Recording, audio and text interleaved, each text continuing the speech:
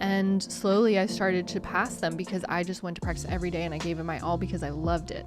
And there were other people who loved racing more, they loved certain aspects of the swimming more, and I found that just loving that process and the journey in the end got me to wherever I got to.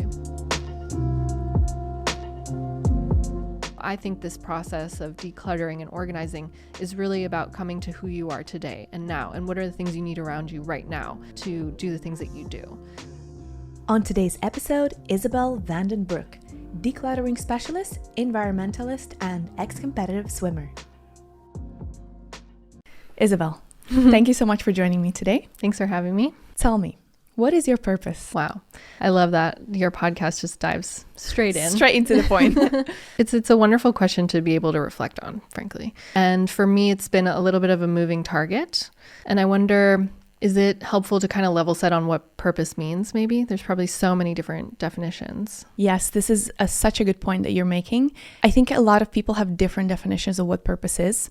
And I've discovered this also from different guests by interviewing them in this podcast. So I don't think we should really put ourselves in a box when we define that. So I think it's good to leave that freedom for everyone to say what it is for them. But it's important to actually reflect on it. What does that mean to you? And not get caught up in the definitions of other people. So for me, what purpose means is the reason why you exist. It's almost like if you don't do it, or if you don't go that direction, then there's going to be something missing throughout your life. That's my definition of it. And big reason why I actually created this podcast is because I want people to actually put awareness on this and actually think about this topic, because I think the quality of your life just improves drastically when you actually move with such intentionality and you know why you do the things you do and you know where you're going. There's just such a difference. That's that for me. No, I think that's wonderful. It's such a great definition. And I guess for me, what's most important is maybe you don't have your purpose yet. Maybe you haven't discovered it, but it's about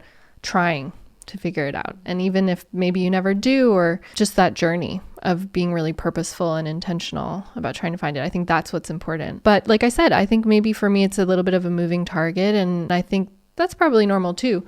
I think when you imagine someone's purpose, you think of the classical like calling, right? Like what someone's calling. And you imagine like a doctor who just lives for treating his patients, but you can also be a parent and really your purpose is raising your children. But then your children are gone one day, they leave the house. So do you need to find a new purpose? So that's why I think I embrace the kind of moving target of what my purpose is. But what I've settled on lately is actually not the what, but rather the how, is that I want to be a breath of fresh air for someone else. Sometimes when I'm in a meeting or when I'm working with a client, I know we'll talk about my business later, but it's like, how can I be a breath of fresh air for this person? And I really just connected with that analogy, that how can I deliver that to someone else? And that's really helped me. Even when I'm catching up with friends, like how can I be a breath of fresh air for this person? And that's really helped to center myself and really explain to myself, like, why am I here? What am I doing? It's so that I can be that for someone. Yeah, that actually makes a lot of sense, because if you focus on something that's very tangible and very precise, I wouldn't say materialistic, but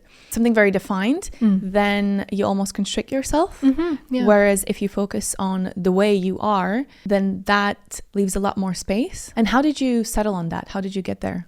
I think sometimes things just come to you, right? And that's a beautiful thing. But in my case, it was very deliberate. It was very intentional. I worked with a career coach and we did a number of things. She had all these different pillars. But one of them was coming up with a mantra. So we worked on it and we workshopped it, and I tried to find the right words and the right analogy to express how I want to leave someone else when I'm with them.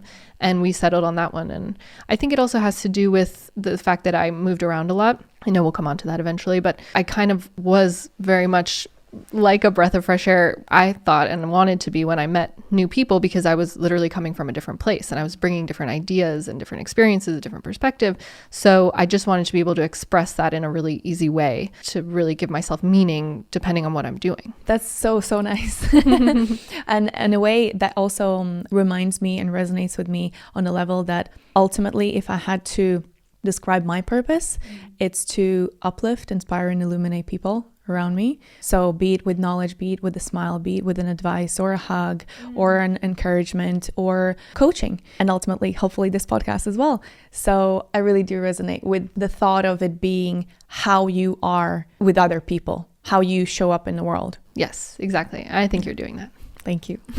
So, Isabelle, if I look at some of your passions, swimming definitely stands out. So you are an AIDA 2 certified free diver, swimming instructor, and competitive swimming coach. You've also won 2 gold and 3 bronze medals whilst being on Mexican national swim team. And were in NCAA Division 1 Columbia women's varsity team, competing in US Open and being a university record holder and Ivy League 6-time medalist. Wow. I literally had very impressive. So could you tell me what mindset did you have to be able to achieve those accolades? Yeah, it's interesting to reflect on it. I feel like it was such a long time ago. So I stopped competitive swimming 10 years ago and I only just started again, which has been very humbling. That's very exciting. Yeah, it's really nice to reconnect with the sport and just do it for completely different reasons and in a really different way. But I think actually what helped me back then, and even a bit now, but I'm not as competitive. I'm not trying to achieve much. But now that I look back, I see what I had was I really enjoyed the process. I really loved the journey. I'm not a very competitive person, so I didn't actually love racing. I think that for me, I got into swimming and I loved it. And then it was sort of like, well, if you want to keep doing it, you have to race. You have to compete. There wasn't like an option to just swim laps and then, that's that. And a part of me liked to compete against myself. But I think what made me reach whatever those achievements are is just really, I loved going to practice. And so I think there were people who were more naturally talented than me. And slowly I started to pass them because I just went to practice every day and I gave it my all because I loved it. And there were other people who loved racing more. They loved certain aspects of the swimming more. And I found that just loving that process and the journey in the end was kind of got me to wherever I got to. This is the thing that it circulates so much, right? Focus on the journey, not the destination. Yeah. But you're a real life example of how that brings real life results. Focusing not on the goal that you want to achieve, but the actual process of getting there. That's so valuable. And I think we need more reminders of that. Yeah, and it was so easy, it was really fun. I didn't even realize that's what I was doing until now when I'm not doing that in other parts of my life. And then I think back like, well, why did I get to where I did then? So it's a good reminder for sure. If we learn to love the process and detach from the goal, it's almost guaranteed that we're getting such better results than if we do it the other way around. So definitely. So that was a big part of your mindset that helped you. Can you share a moment in your life that was so challenging and so hard for you that you thought, there's no way out for me? And how did you get out of there? Well, it was definitely a time when I wasn't focused on the process. I was more focused on the outcome. So definitely can be related. But this was a number of years ago and I had moved somewhere for a job, an outcome, if you will. And it was kind of like a number of things collapsed in one go. I was in a new place, a new job. I didn't really have any family or friends there. I didn't speak the language. So it was really like an uphill battle to kind of figure this place out and just to be happy there. And so I think I really did fall into a place where I was a bit sad and lonely and I didn't really connect to my purpose and why I was there and what was going on. And at that point, I had moved so much by the time that I got there that I was just tired. I was just tired of starting over again and trying to like make it work. That had been like my MO, was just suck it up, try harder. And it just wasn't working anymore. So I just felt like I was in a place that I didn't know how to get out of. But what really helped me was just realizing that I didn't need to push through anymore. It was just like, it's okay to not be okay. Yeah. And to like kind of almost like give up in a way, like in just a manner of speaking, because I could have just tried to stay there and just tried to find more friends and do better at work and what have you. But really the thing that saved me was just being like, you know what, there's somewhere else for me. And that is a place that has family, that has friends, where I can build like a life in an easier way for myself. And so it wasn't until I just kind of realized like, I don't have to keep pushing. I can really just pull the emergency escape hatch and like, and do something that's like a bit easier and give myself permission to do that.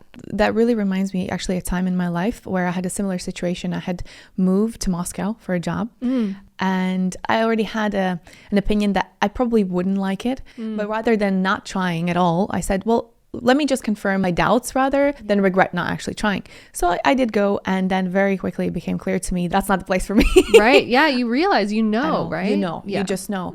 And then of course I was faced with that dilemma. Okay, do I stay for the money, for the benefits, for potential career growth, or do I pack my bags and just pivot? Because I wouldn't even say that it's like failing. You just realizing that this was not essentially for you. Yeah. And I think there's great power in that, and people should really allow themselves this space for changing their mind, and it is okay. I think there's instances in which you put down your head and you just go. But in these circumstances, it's better to realize early on that maybe that's not the thing for you. I think it's good to cut your losses sometimes. Yes. And it's How long did you stay? I mean, it was like about a year. It was actually between two countries, but they were really border of one and then the other. So it was about a year in total, but 5 months in the last place, the last city. And I was like, it's time to go. It's okay.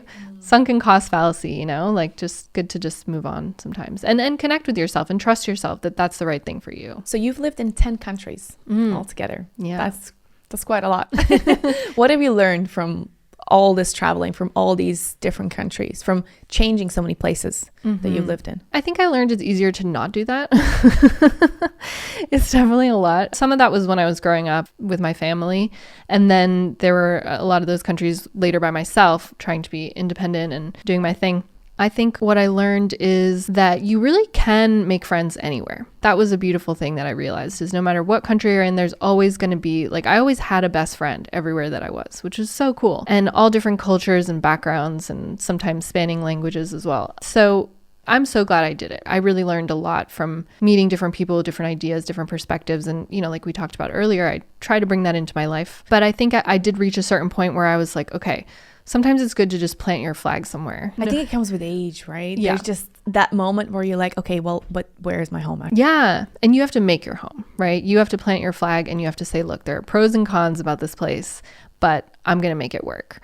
And I think there's something really nice about growing a community as well. And that was really hard for me too, when you're chopping and changing so much, was just really growing that community and that support system around you, and how important that is. And that's something that for me was always changing, always shifting. And that was really interesting. I learned so much from that, but there's really a lot to be said about just having some stability. I couldn't agree more. And I'm from Latvia originally, but I also lived in Italy for almost 6 years, briefly in Moscow, and then of course here. And it's hard not having your best friends, people that you've known and laughed and shared moments with for 6 years. You're leaving a part of yourself behind. And also even here, having very few British friends, they're rare. I can see how they have these groups of their friends that they've known since childhood, and they're still around and they can do things together. And I'm just there and like, lucky you guys, Yeah, no, it is really beautiful when people have, and it's a really different mindset when you're trying to make new friends as an adult. It's harder in a way. It is. People are busy. Yeah, people are busy. They might already have their groups of friends. So you really have to go out of your way to find people who are also looking for new friends. But I guess it's less quantity, but more quality. Absolutely. When you're an adult, you're very intentional. You know how precious your time is. So you know what sort of friends you want, what sort of people you like, what are your values, hopefully. So you kind of learn to navigate that. So the ones that you acquire in adulthood, I think are there to stay. Yeah, definitely. And it is, what works for you already. Very quickly, I think, when you meet someone. So what, in your opinion, does make a place a home? Well, I think it is like that community that we spoke of and those friends, right? It doesn't have to be that many. Like I always think I just need 3 friends and that's enough for me. But yeah, I think it is really just, immersing in the local culture, embracing it, the language, and finding hobbies that you like to do with other people, making friends. Just it's really the little things I find, like your coffee shop, like this place you really like to go to. For me, that's always kind of what's made it like home. It's very, very true. I keep moving in London. I keep trying different areas. So I don't even get that within the UK, but soon I will find my you'll spot. land on it. I do love London. Great base, I think. It is. Yeah. So you have a decluttering and organizing business where you help people optimize and clear up their space, both physical and virtual. Tell me, how did that come about? I've always been a super organized person. Like I found lists from when I was 10 years old of like what to pack for a swim meet. And I've just always really been into being very organized, and it's come very naturally to me. And I think it's helped me a lot in my life. So I had kind of always been organizing for family and friends just to like help them out a bit. And then one day I sort of realized that actually there are people out there who don't have someone like me in their circle who can help them do this. And people really need help on this. So I thought, I want to reach more people. I really want to be able to help people who don't know how to do this, who don't know how to do this naturally. And so I decided to create a business so I can reach more people. When I first learned about you and the business that you have, and you told me your story, an immediate flashback from my childhood came about. Latvia is obviously a post-Soviet Union country. So things were scarce. There were no things. I grew up in an environment where a lot of my family members are unintentional hoarders, and also to the extreme. So I remember actually really suffering from that, because I like super organized, tidy, open, clean spaces, whereas it would be literally clutter, like 50 versions of this, 50 versions of that. Nothing could ever be thrown out, because the mentality, there's that trauma, right? What if I'm going to have to use it? What if there's not going to be enough? That was a very vivid memory that came to me. And I think you should expand your services internationally. And probably to places like that, that historically have suffered from some regimes where there's big scarcity, because I can assure you that there's a need. Yeah, absolutely. I mean, I'd love to be able to travel internationally and help people wherever they are. And I think you're right. It's this combination of this fear-based mentality of like, you know, I'm not going to have this when I need it, combined with the consumerism that we have today.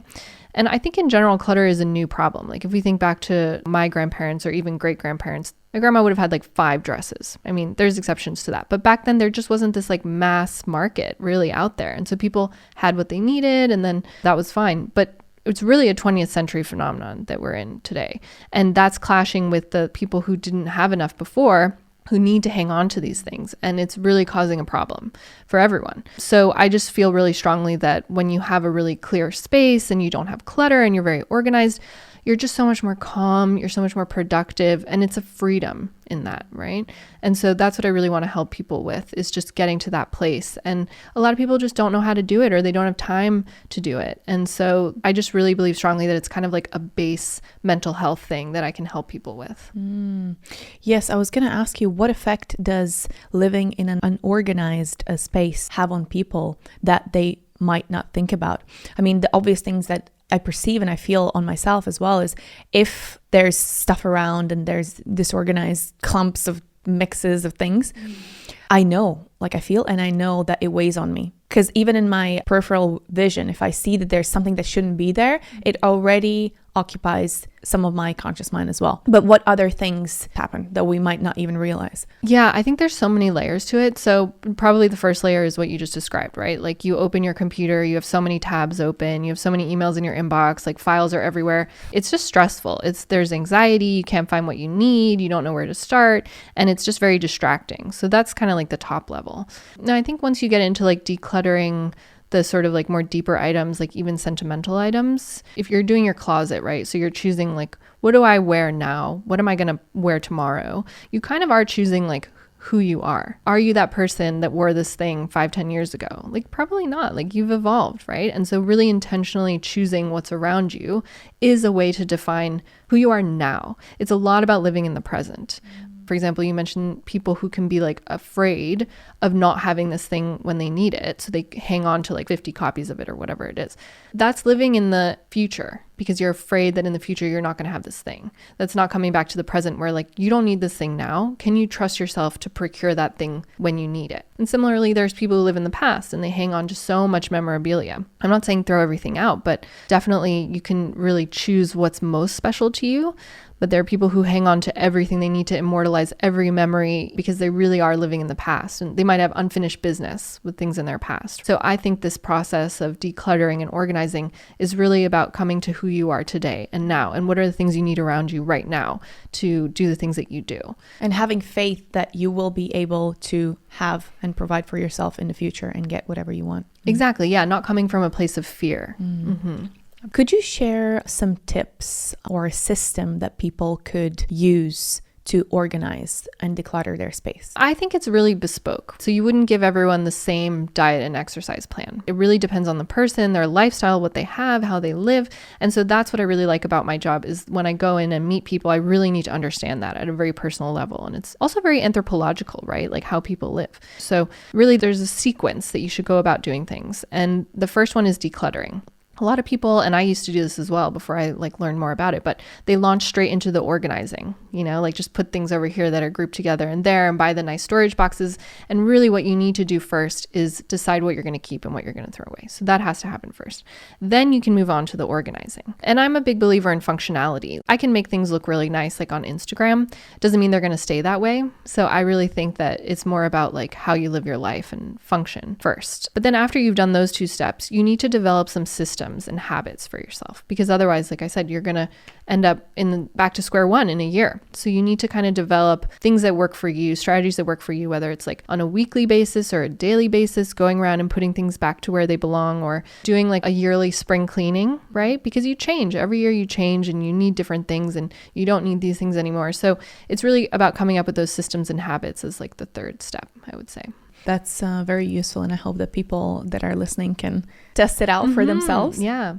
I think the missing piece for a lot of people might be that last one, consciously instilling those habits of maintaining whatever work you have put in to declutter and then systemize, then making it a habit of, okay, every month or every quarter, I'm going to do this and this and this to actually maintain that. Yeah. And I think a lot of what I do is coaching. I think that don't be afraid to ask for help, because I find it hard to do my own stuff sometimes. Like I call my sister over to do my closet because it's really much nicer to have a sounding board to talk things through. You don't realize your attachment to things. So I would also add, don't start with the hardest stuff. Don't dive deep into the sentimental family heirlooms. Like just you can start with the simpler things first. Can you illustrate an example or an experience that you've had with somebody where this decluttering and organization process really changed their life? Yeah, absolutely. Everyone who I've worked with, it's life-changing, which is really why I connect to doing it, because it makes such a difference. But I will say one thing that stands out is I decluttered my grandmother's apartment, which was a really fun experience because I got to know her so much more in the process, right? She would tell me stories about everything, and the things I thought she cared about, she didn't. And then the things that I didn't realize were so important were. So it was such a really neat experience to do that. But I think decluttering is really deep, really magical. And once you go through that, it really illuminates a lot of other things. So what happened with my grandmother was we did her whole apartment, and actually she needed a new carer. And maybe some of my family would say that that was a coincidence, but I think they're really connected. I think that by going through your stuff, by dealing with your stuff, it's really metaphorical. And it's not just about your stuff. You can declutter people from your lives. You can declutter thoughts from your life, right? It can go really deep. And so with her, that process made us realize that that carer was also no longer for her. And she had been saying this to us, but we always thought, oh, it's so hard. Like we didn't have the courage to really go through with it and find a new carer for her. But I think it was a very connected event that we realized she needed a new carer. And then she loves her new carer now. Like everything has just really improved for her since then. And I think it's just that realization of confronting what's going on in your life. And a lot of that can be done by looking at what's around you. Yes, it's therapeutic, it's insightful, it's productivity boosting. Yes. There's so many benefits to that. Has your journey of coming onto this path of this mission of helping people declutter and organize, has that something to do with Marie Kondo? Because I've read that book and I immediately thought about it. And tell me, is that connected somehow? Absolutely. I think, she's amazing. And I discovered her book a little bit before she became like really mainstream. It was back in 2012 or something. And I remember reading that book and just thinking like, wow, this has explained everything I've ever thought before, and she really does give you you need to go category by category, and she gives you a lot of really helpful tips. So 100% that made me realize this is this thing that I care about so much. Someone's written a book about it, right? And then I'm not the only one. I'm not the only one. Yeah, because I don't really know a lot of people in my personal life who feel that way. So it was really magical to connect with her book in that way. And then more recently, so I had read her book and I thought oh, wow, this is my hobbies, something I really love. But more recently, I've kind of, obviously I opened a business in it. So I realized that you can do this for a living, and that's what she does. So she definitely has paved the way. And there's a lot of other more mainstream famous professional organizers out there. And that's been really helpful as a model to be this can be a viable business. Mm-hmm. Which is, again, the power of having an example. Yes. Otherwise, maybe you might be thinking, oh, this is so niche. I'm not sure if this passion can be developed into a business, but there it is. Yes. There's examples. That's so powerful. Definitely. The niche areas are where you want to be, I think. Yeah, very true. You feel passionate about preserving the environment, correct? Yeah. Mm-hmm. And you've started composting initiatives in every place you lived, becoming a compost community leader. What does urban composting look like? And how did you become passionate about it? I think it's connected to my professional organizing, because when you know what your inventory is, when you realize you already have like 10 jackets, you're not going to buy another one so easily. So I think a lot of it is connected in the way that I think about helping the environment. And so with composting in particular, what happened was I was living in Australia and I had these neighbors who were so lovely, and I'm still friends with them, and they're just amazing people. I think they saw me taking out the trash one day, and they kind of came up to me and they were like, hey, like, did you know you can actually like compost your food waste? And I thought they were crazy. I was just like, what now? You want me Hi there. I hope you're enjoying this episode. You can listen to the full audio version for free on your favorite podcast app. And if you are enjoying this video version, I invite you to join my exclusive Patreon community to support the making of the show and to unlock a ton of exclusive content, such as the full video episodes, bloopers, some controversial topics, and more personal questions from the guests, and much more. Link is in the description below.